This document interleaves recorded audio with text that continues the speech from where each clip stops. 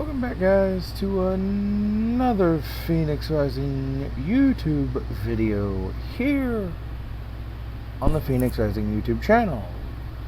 Now, my last video was about Stone Cold Steve Austin and why he's better than Hulk Hogan. Well, let me talk to you guys about how I believe that TNA Impact from 04 to 2011, how that should have never failed. First of all, in 2004, business for WWE was declining, especially on Raw. You had Triple H as the world champion and would never let go of the world title, hardly ever. So we had a lot of young guys on the independent scene, such as AJ Styles, Samoa Joe, Christopher Daniels, Frankie Kazarian, James Storm, Chris Harris. The list can go on and on and on. And thanks to the Jarrett family, we get TNA Impact. And I remember watching an episode of TNA and I was like, wow, this stuff is actually really good. There's a lot of talented guys on there. Granted, did they have a lot of guys that were former WWE guys? Yes. But they were making a lot of big splashes because a lot of the guys that they had were never really properly used in WWE.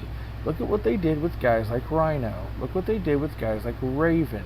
They became world champions. I loved Raven in TNA. I thought Rhino was great in TNA. Look what they did with Christian in TNA.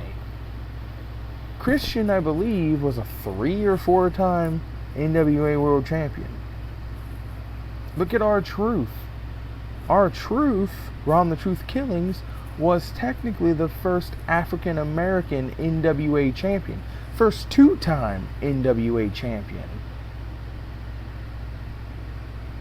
And then going into 06, you've got guys that are killing it in the X division and mainstream. You got AJ Styles, fantastic worker.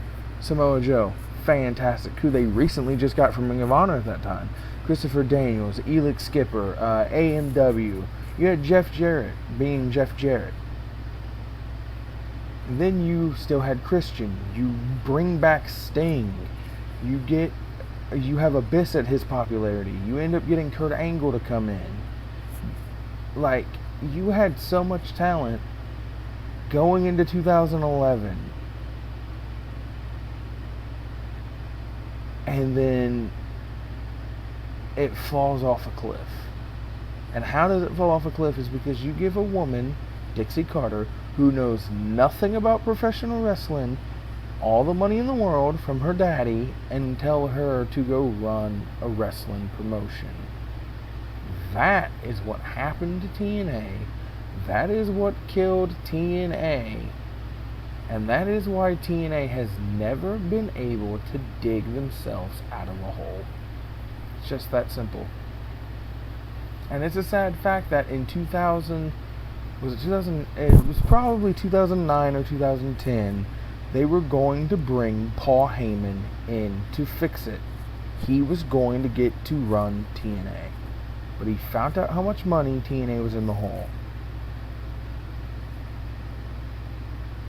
TNA, for the very longest time, was the alternative to WWE. TNA is still alive today because of Anthem and because of professional wrestling fans. It's just that simple. But I also wanted to talk to you guys today about why I'm strictly not a WWE fan anymore. I can't. I cannot sit through and watch the WWE product anymore. It's ridiculous how bad and how predictable WWE is anymore. They've got so much young talent that they are not using. And before everyone jumps on the bandwagon of, oh, AEW is basically pushing the elite, what did you think was going to happen? They're the EVPs and the vice presidents and yada yada yada of that company, but they've got talent that they're using. Darby Allin, fantastic. MJF, by far one of my favorite heels in the business today. Britt Baker, one of the best women's wrestlers, in my opinion, today, if you let her do what she needs to do. And don't even get me started on the fantastic phantasm that is British wrestling, the amazement of New Japan wrestling, and so forth and so on. So for a lot of fans in today's world, WWE is the end-all be-all. It is not. In my opinion, for my sake, when I decide to go ahead and get trained to either be a wrestler or get into the wrestling business, I would rather go to Japan first, or go to Britain and wrestle there, or learn how to work my craft there, or even go to Impact and make a name there, or go to AEW and go there.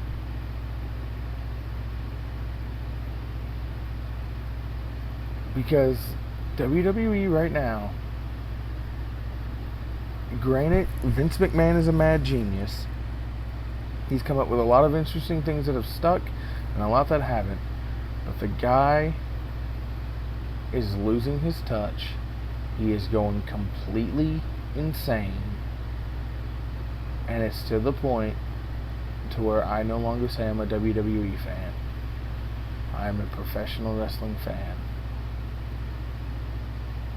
So until something happens, until either Vince McMahon dies or retires, WWE, in my opinion, is doomed.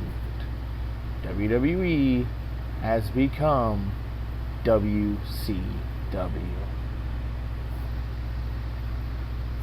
It's just what it is. Let the argument begin.